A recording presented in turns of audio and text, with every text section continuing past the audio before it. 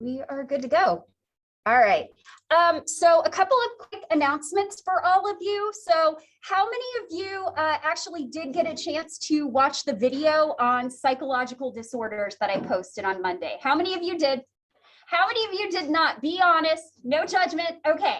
So I am not going to necessarily backtrack on what I talked about. Like, I am not delivering the whole 27-minute video to you, but I do want to go over some important points before we start. Please go back and watch that video if you haven't yet. I know it might be kind of boring because I normally have more energy.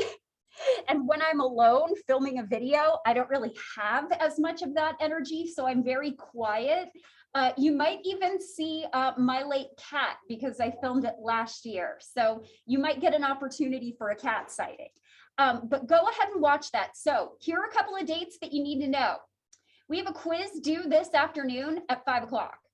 So who is going to need extra time for the quiz? Well, can you get it done by 5? Would you be able to get it done by 8? Okay, cool. How about I change that deadline to 8 o'clock for you, and I'll take care of that. I will have your books graded this afternoon. I did not want to take them with me in case anything happened to our stuff. And so I am going to work on those after class. So I should have the grades up for you for that by the end of this afternoon. I saw a lot of people looking at the books. So hopefully people who were at the academic showcase found it pretty interesting and entertaining. So I'll get those back to you today. Trying to think if there's anything else. I think we have one more quiz and that'll be due next week. Our 4th exam is next Wednesday. So I will have a study guide up and it's probably just going to cover psychological disorders, which is why I'm telling you, watch that video because it's only going to be on one chapter, only one chapter. So here's the other thing. How many of you are kind of on the fence about taking the final? How many of you know you need to take the final? Okay. How many of you would like your final to be online? Okay, looks like we have an overwhelming group of people who want an online final. So I will go ahead and do that. It is still going to be due at noon on Monday, I believe the 13th. But here's the thing, if you're thinking about taking the final, so I know some of you need it, but for those of you that are on the fence, here's what I want you to do next Wednesday, and I will remind you of this later. If you would like me to priority grade your final, so I'm going to make sure that anybody who wants theirs priority graded, they're going to get graded first so that you get an opportunity to decide if you want to take the final or not. So put a mark on your exam next week to let me know if you'd like me to get yours graded first. If you already know that you're doing pretty well and you're not going to take the final, just don't mark it because I want to make sure that, because really it's 5 days between the final or the 4th exam and the final. I need time to grade those, and you need sufficient time to make a decision.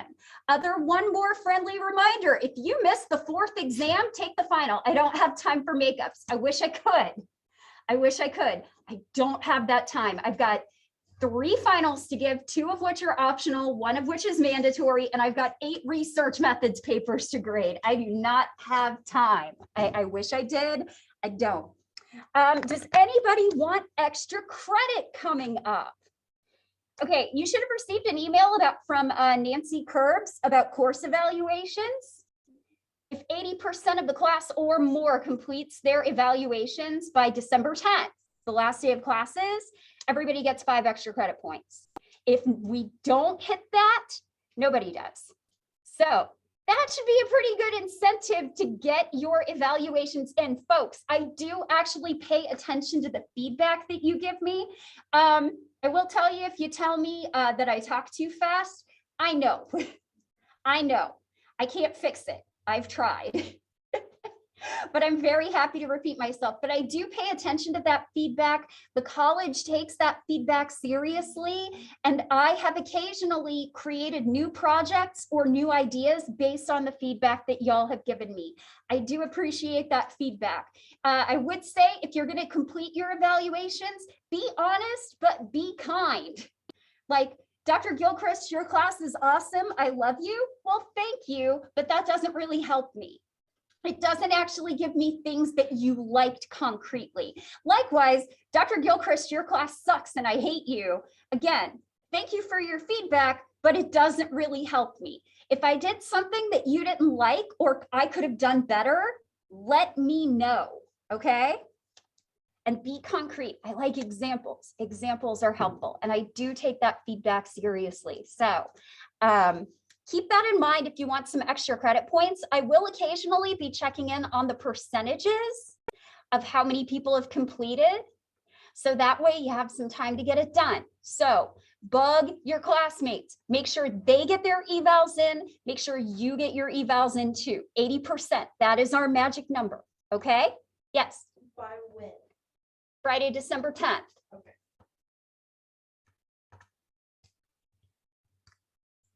All right, are we ready to talk a little bit about psychological disorders?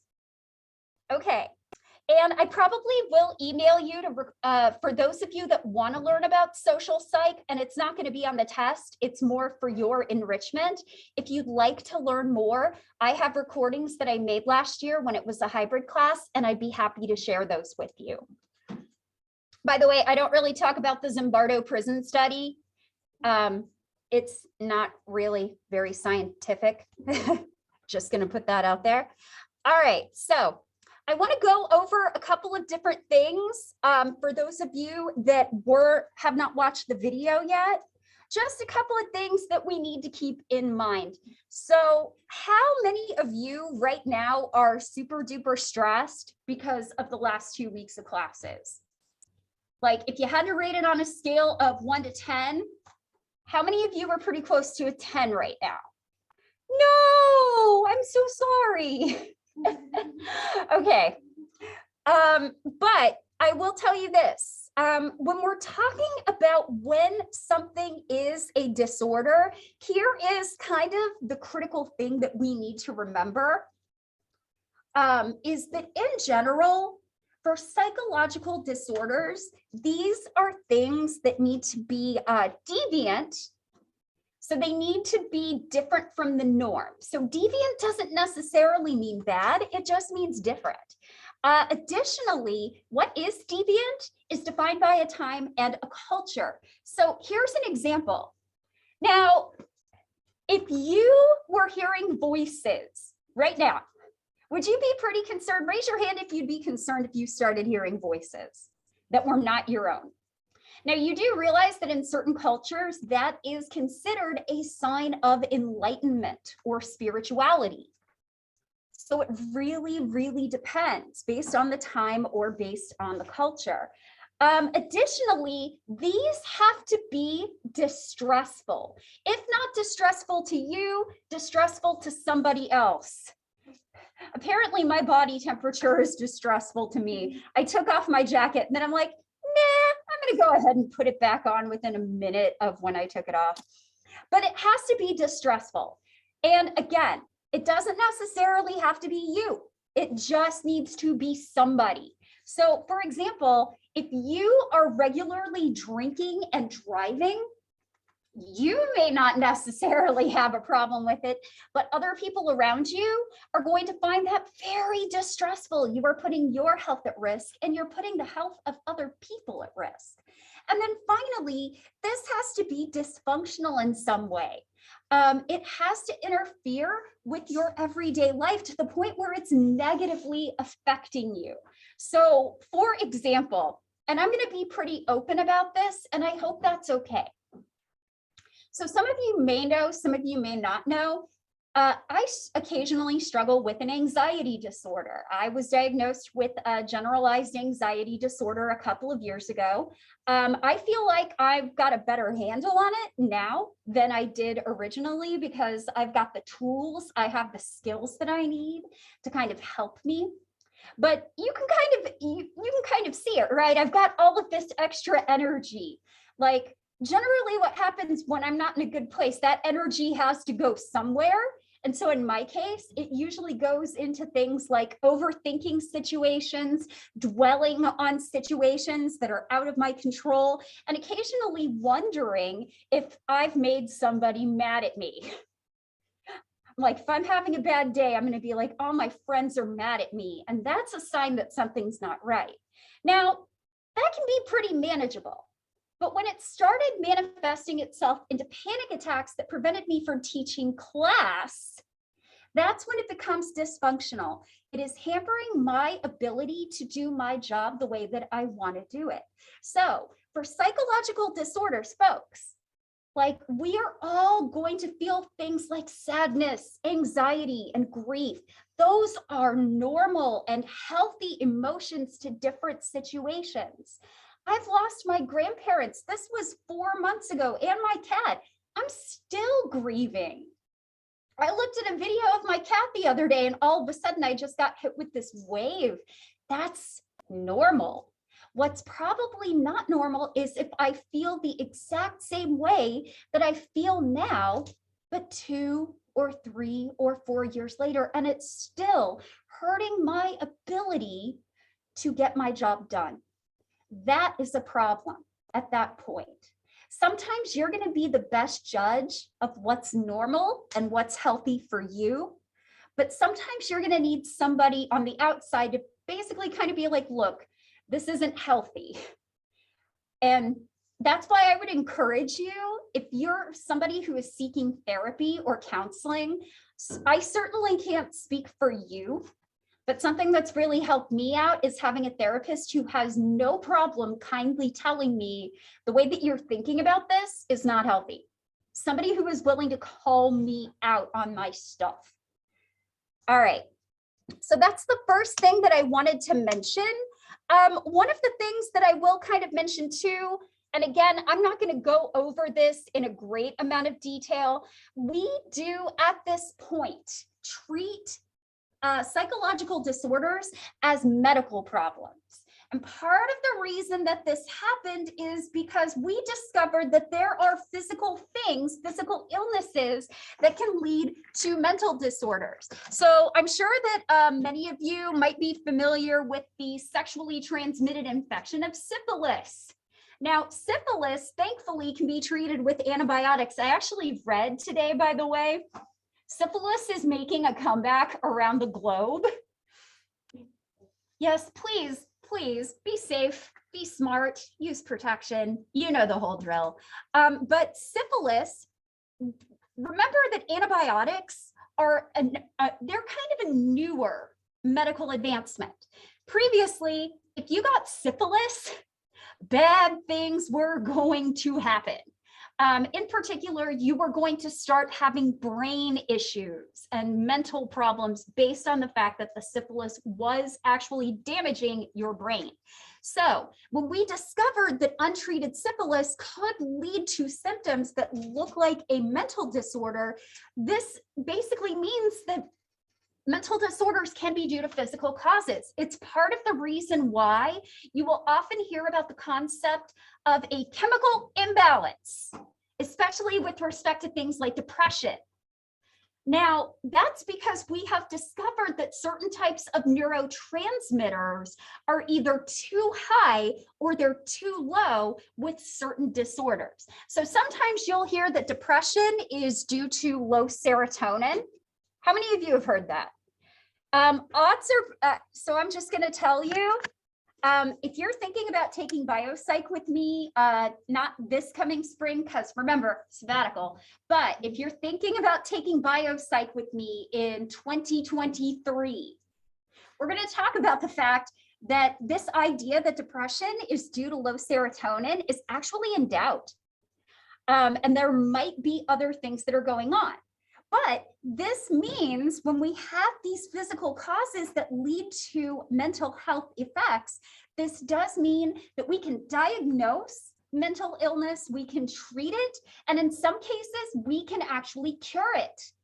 And so one of the things that we kind of see beginning in the 19th and 20th century is a greater role that hospitals are starting to play. Now that's kind of shifted. There used to be a very strong mental hospital system in place. And at least here in Nevada, if you talk to somebody who's lived here for a really long time, and I'm not just talking about me living here for 8 years, that's not the same. Back in like the 1970s and the 80s, there was actually a state mental hospital around the area. And then it folded. The entire state system kind of folded. One of the things that we've kind of seen is that there's been a shift from hospitals to medication. And let's be clear, folks, medication, incredibly useful. I am never going to give anybody a hard time for taking medication. I have. But sometimes there are other things that people need, and medication is just one of the ways to deal with it. There are other ways out there that people can learn to manage these issues. So we do see a shift to a greater role of hospitals and diagnosis. So just remember that mental health issues are biopsychosocial in nature. Folks, I have a family history of depression in my family. My sister has occasionally struggled with depression. My aunt has occasionally struggled with depression. My late grandfather struggled with depression. That does not mean that I'm destined to get it. Also, have you seen me? I have too much energy. Like, one of the reasons I like being a little bit anxious is that I always know that if things are bad, I've got enough energy to have some fight in me. That's just my opinion, of course. You can feel differently. But one of the things that we find when we're talking about disorders, and we're going to talk about this a lot, we have to have a classification system. And I don't know about you, but I love categorization and classification systems and stuff like that. Your mind wants to make the world simpler. Classification is one of the ways that that kind of helps. So it describes behavior. So imagine that Ashley and I are both psychologists that are diagnosing. If she says that she has a patient that's depressed, odds are pretty good. I know exactly what kind of behavior to expect because of that label, right?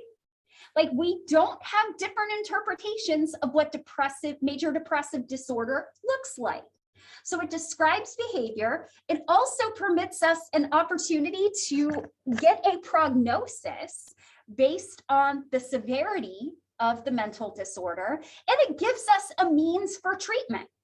So here in the United States, we use what is called the Diagnostic and Statistical Manual of Mental Disorders, or the DSM-5. The DSM has a very, very long history. Also, the DSM can be incredibly controversial every time a new edition comes out. So for example, I don't know if you were aware of this or not, but it was not until about the 1970s, and I believe the 3rd edition of the Diagnostic Statistical Manual, that basically, being homosexual at this point was no longer considered a disorder. So prior to the 3rd edition, it was considered a disorder. So, and that was pretty controversial at the time. Now, of course, in our day, we're kind of like, well, of course it shouldn't be on there. It's just sexual orientation. But it is very much bound by time and culture as well. So for example, some things that have changed from with this most recent edition. This edition came out in 2013. So you've probably heard of autism spectrum disorder. So we used to have different labels for different types of autism, such as Asperger's, persistent developmental delays, things like that. Now we all lump those together into autism spectrum disorder. It is a spectrum of autism. We used to consider PTSD an anxiety disorder. It is now considered a trauma disorder. It is specifically a response to trauma. OCD, obsessive compulsive disorder, was also considered an anxiety disorder. It is now considered an impulse control disorder. You have these unwanted obsessions and compulsions, and that hurts your ability, for whatever reason, you have to act upon them. You can't control those impulses. So we've made a lot of changes to the 5th edition. So here are a couple of different things that I will talk about. One of the things that we have kind of removed, so I'm going to be completely honest with y'all. And you can judge me if you want. Bad psych major. I was a bad psych major. Do you know why? All I ever wanted to do was take cognitive classes. I was like, I don't want to take abnormal psychology. I don't care about psychological disorders. I just want to go to grad school for cognition. So folks, I didn't take a class in abnormal psychology until I was in graduate school because I was a teaching assistant for it. I had to be at every single class and write the tests and grade the tests. It was like a 200-person class, but I was required to sit there. And so I learned a lot about the DSM-4 TR, the revised edition at the time. And folks, one of the things that I really liked about the DSM was they had what is called a multi-axis system. So I'm not going to get into too much detail with this, but the multi-axis system is basically a way to kind of look at what is going on in your patient's atmosphere and environment from a global perspective. So we're not just talking about a major disorder that they might, so a major disorder that somebody might have, like depression or generalized anxiety disorder, we consider that an axis 1 disorder. There were also axis 2 disorders. These are usually things like personality disorders, which we will talk about. So things like borderline personality disorder, antisocial personality disorder, and those are considered axis 2. They're a little bit more difficult to treat. Why? Because they're kind of built into the person's personality. It is a stable way of behaving, and that makes it hard to treat. In addition to talking about these axis 1 and 2 disorders, we also, this multi-axis system would look at things like what was going on in your environment at the time. Did you have any other medical issues that were kind of in play that could interact with these disorders? And so by looking at all of these other things, in addition to the disorders, you would get a better idea, a more holistic idea of what was going on with your patient. And you could figure out the best ways to treat what was going on with them based on their own unique circumstances. And then we got rid of it. I don't necessarily like the removal of the multi-axis system, but I am also not a clinician. So I suppose my opinion is probably not valid. But I want to talk a little bit about some of the changes to disorders that we've seen with the DSM-5. So I already kind of talked about the first two. Autism spectrum disorder is the new name for anybody that has a type of autism that either requires a lot of support, what we would previously call as low functioning. We don't like that term. So people that kind of need more supports. And then people who would previously have been diagnosed with something like Asperger's, where they are considered high functioning. We don't really like the high functioning or the low functioning labels, but the whole idea is that it's a spectrum. In general, regardless of what type of autism you have, you are going to probably have some kind of a preference for routine, some sensory sensitivities, some social issues and things like that, but it's all going to be on a spectrum. Then there's OCD and PTSD. These previously used to be considered anxiety disorders. Now we consider them, the first one is an impulse control disorder. The second one is considered a trauma disorder. Now let's talk about these last two. Major depressive disorder. Folks, it is up until very recently, it is basically one of the most common psychological disorders that there are. It is the #1 reason that people seek treatment. And up until very recently, it was the most common. It got overtaken by anxiety in the late 90s or early 2000s, I believe. But here's something kind of interesting that you may not know. If you, in previous editions of the DSM, if you were grieving a loss, like your job or the loss of a loved one, or you were going through something like a divorce, which is also a loss of its own, you could not be considered depressed until after 6 months of grieving. This was called the bereavement exclusion. So if you were grieving, you could not be considered depressed until you had been grieving for 6 months and you were still dealing with those issues. Folks, we have gotten rid of the bereavement exclusion. You can be grieving and be depressed at the same time. Absolutely.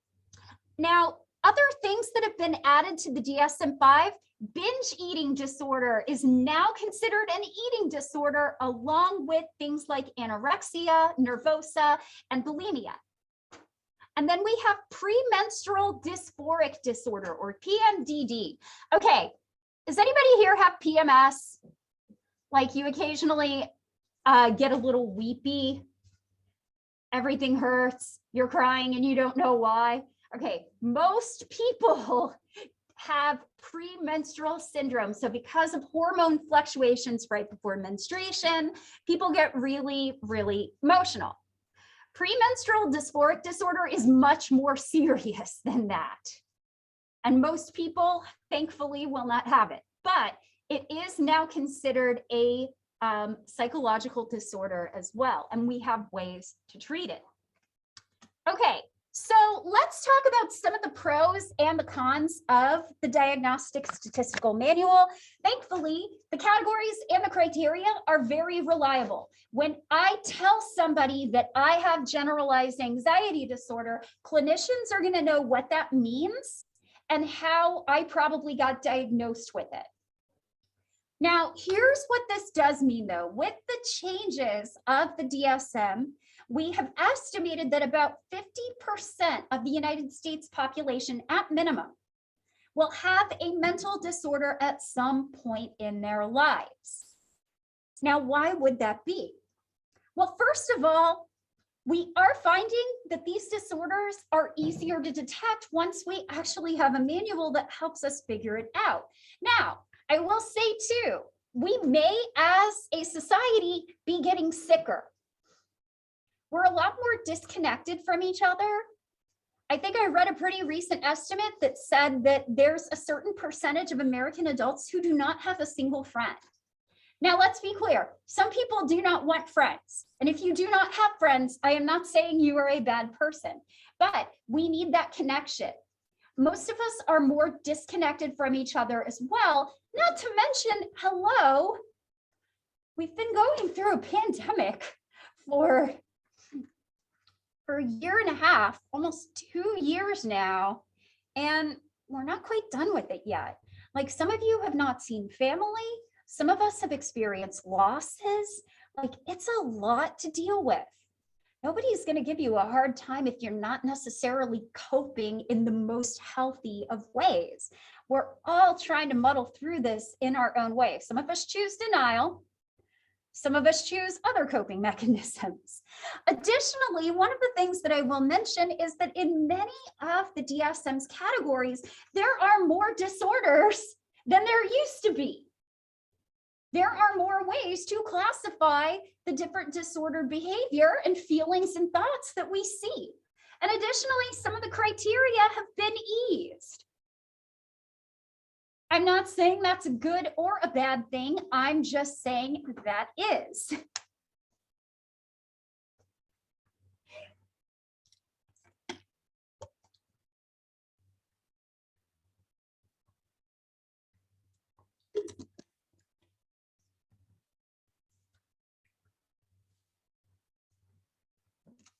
Okay, So one thing I will mention really quick too, that we have to be careful about, and this is something I talk about at the end of the video, labels. So I just point blank said to you, I have an anxiety disorder. Some of you have also heard me say that I'm autistic. These are parts of me. They do affect how I respond to things in the world. Like, I don't like loud noises. Some of you that have been to my office know I don't like the lights on because I can kind of occasionally see the light flicker from fluorescent lights, and I hate it. I can sometimes hear my Nintendo Switch charging, and it's too loud. So I'm super sensitive to sounds and stuff like that. So these describe ways that I respond, but that's not all that I am.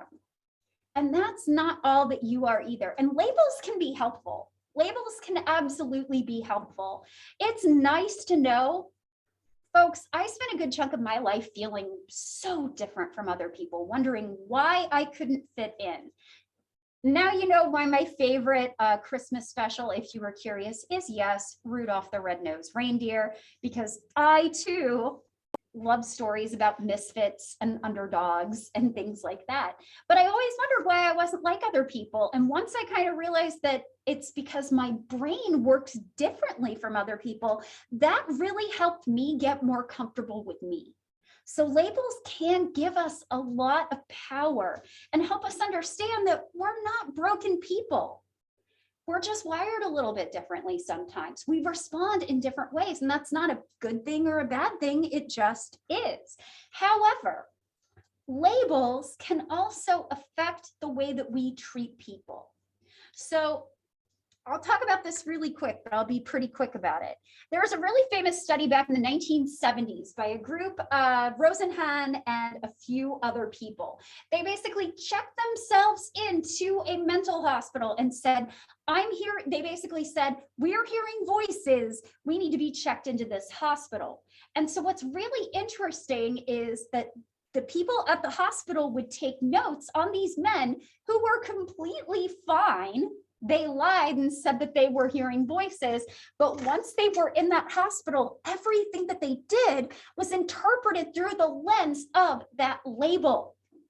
So for example, one of them liked to journal, and the clinicians were like, he writes obsessively in his journal. So every behavior that this person does is now viewed through the lens of disorder.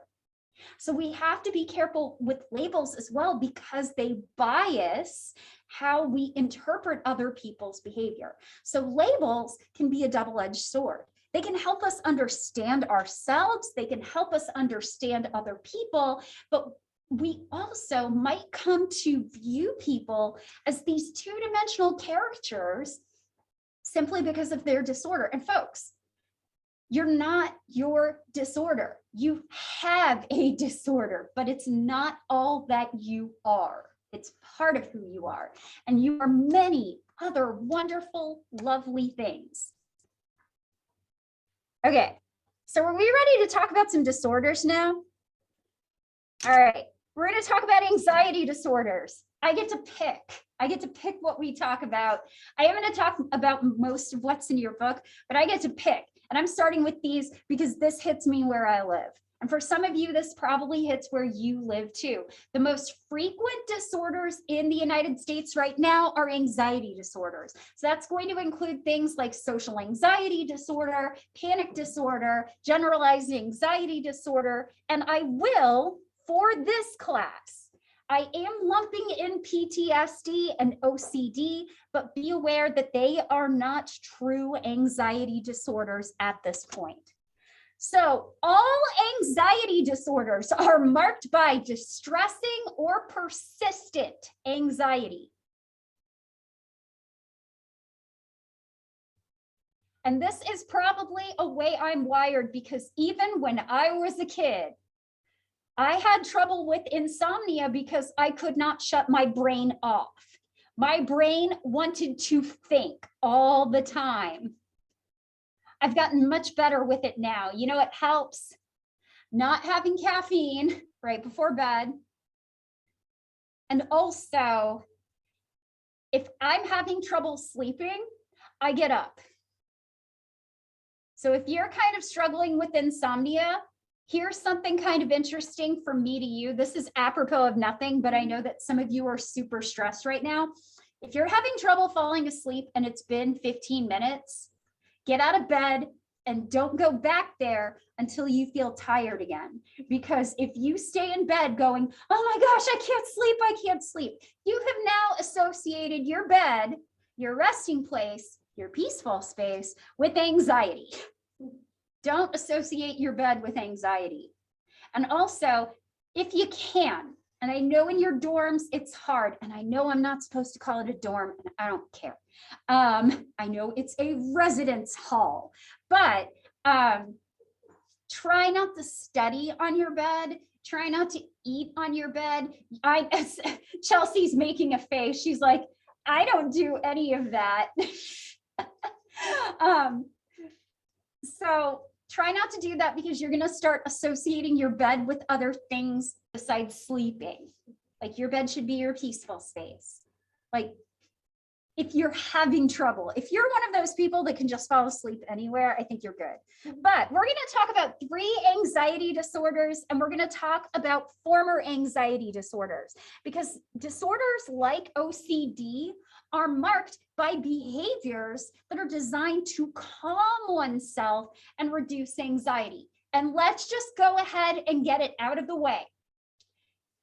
Because occasionally you will have somebody who's like, I like to keep everything very organized and very detailed. I like to keep everything neat and clean. I'm so OCD. No, you're not. Maybe you have obsessive compulsive personality disorder, but that is not what OCD is.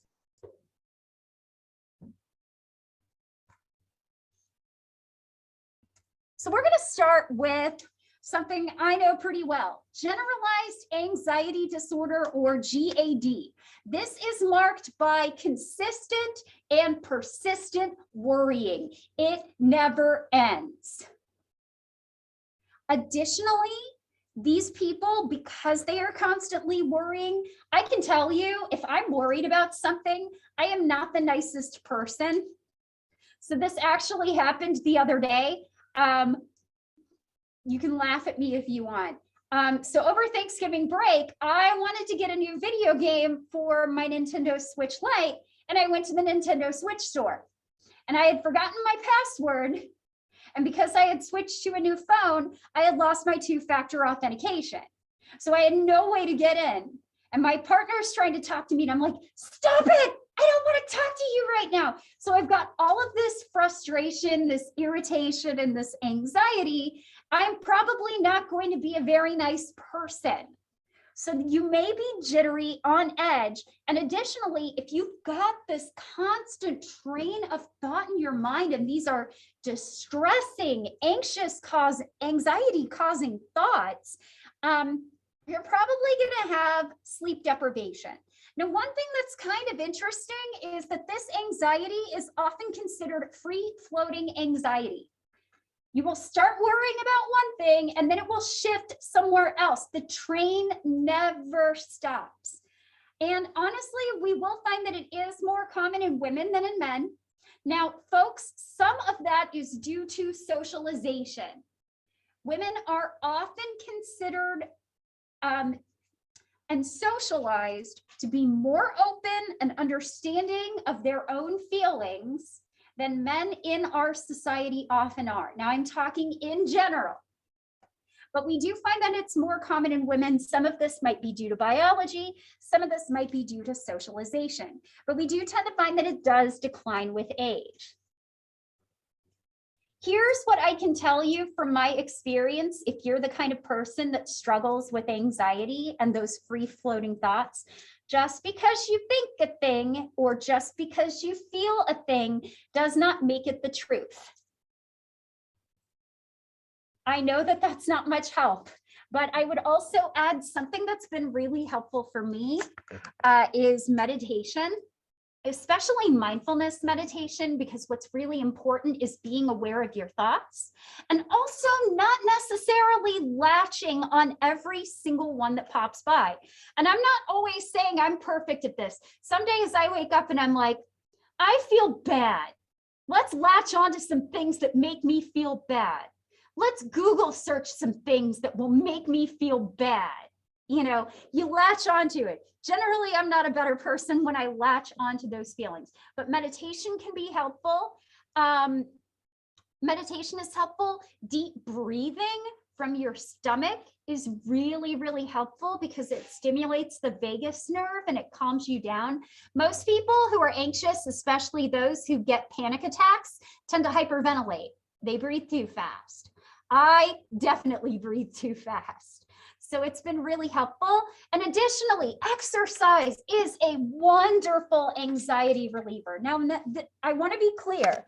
This is not me saying, oh, you can cure your mental disorder with exercise. No, folks, I was doing everything that they tell you to do, and I was still having panic attacks. I was doing everything right. But I have found if I have a lot of negative energy inside me, going for a run, and you don't have to run. You don't have to run. Like, I like running. I realize that some of you consider running a punishment and would never do it, but you could dance. You could play some happy music and just dance to it, or you could go for a walk. All of those things are going to help get some of that negative energy out. It's not a cure, but it can help you manage.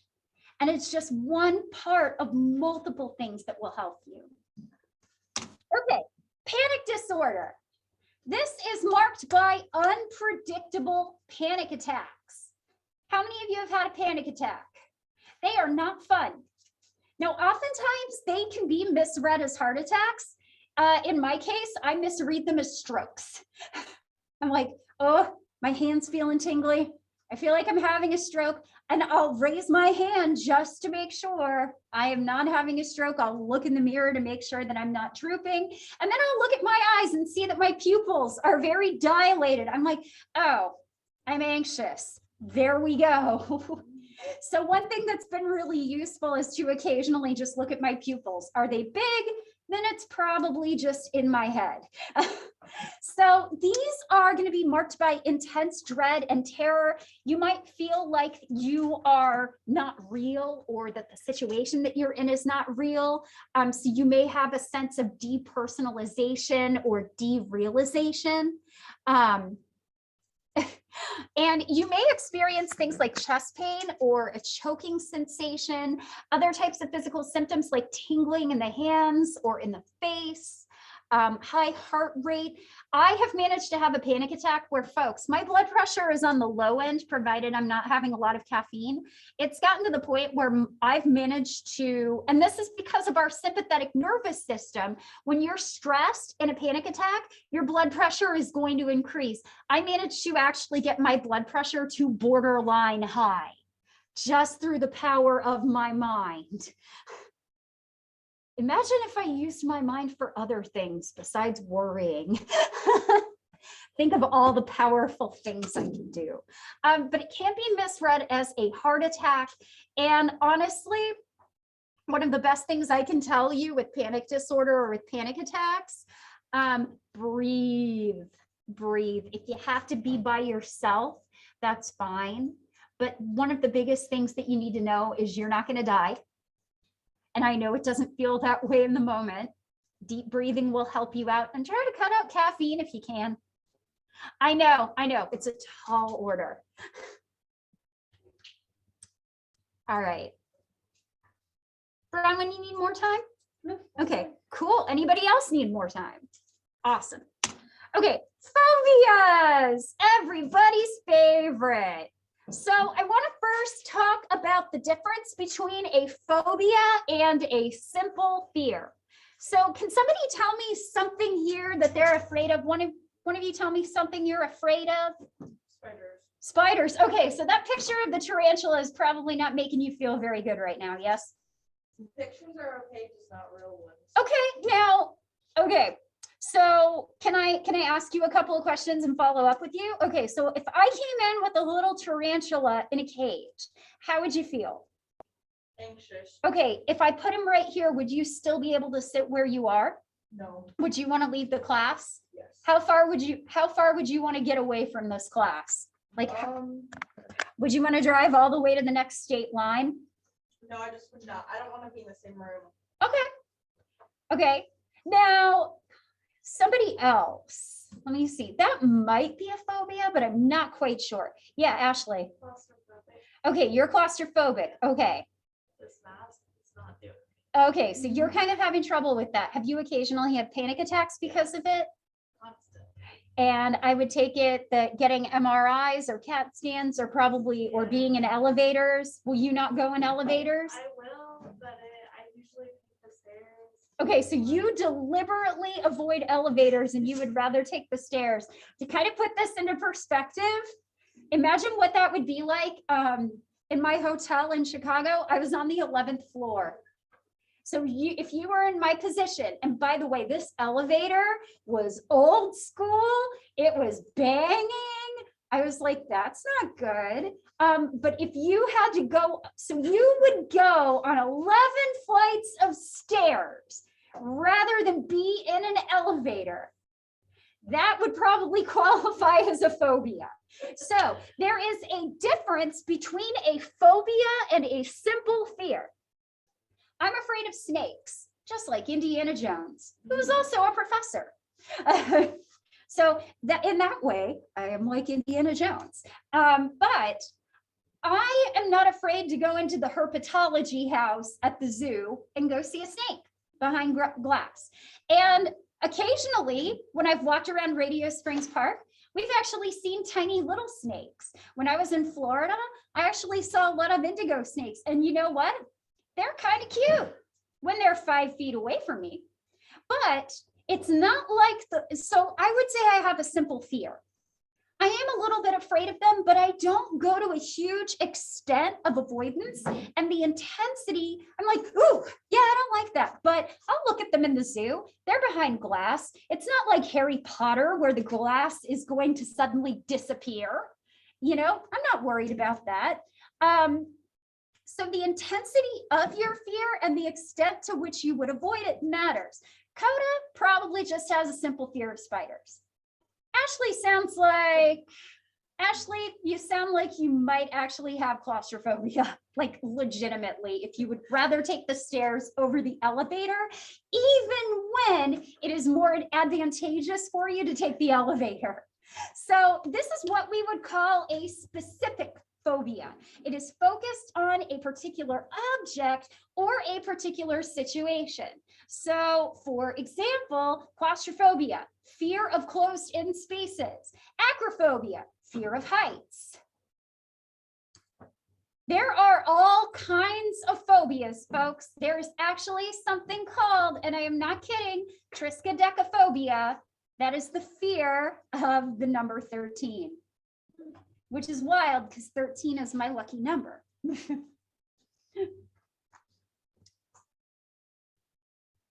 Let me see if I can find some other good ones. I will say if I'm close to anything, I am kind of a little bit astrophobic. I've been partially struck by lightning. I do not like thunderstorms. I do not like tornadoes. It just generally does not work out for me. And if there's a storm, I go in the basement. You can have social phobia, which is an intense fear avoidance of social situations. And then along with panic disorder, we may actually find for a lot of people, having a panic attack in public is really disconcerting. And one of the things that we start to do is we start to look for patterns. We start to try to control when our panic attacks happen. And since so many happen in public, we may begin to avoid areas or situations that produce panic for us. And this is what's called agoraphobia. Oftentimes it's going to be people who are afraid to leave their homes, but it can also be people who are afraid to drive in their car because they've had a panic attack in the car. Y'all, I've had one of those. It's not fun. Thankfully, it was the middle of winter and I just rolled down my window and let all the cold air hit my face, and that helped. But agoraphobia is a case where you're trying to find areas that are safe, and your home or areas that don't produce panic are considered safe. So we're going to go ahead and stop here. We will talk more about anxiety disorders. We'll finish that up. We'll talk about other types of disorders on Wednesday. I will have a study guide up. Have a wonderful day. Welcome back. I missed you, and I will see you next time.